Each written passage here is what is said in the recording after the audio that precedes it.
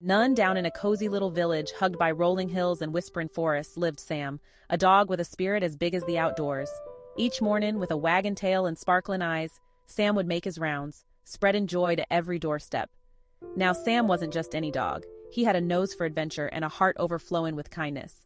His days were filled with chasing butterflies and uncovering treasures, always finding something special for his best pal Lily.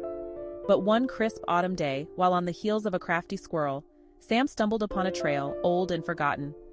Driven by curiosity, he followed it deep into the heart of the woods. And y'all won't believe what he found.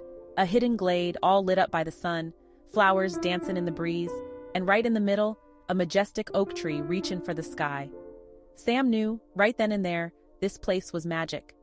It became his secret spot, a sanctuary of dreams and natural beauty. But little did Sam know that glade held a secret, one that'd change his life and the lives of the villagers forever. Stay tuned, 'cause this tale's just begun.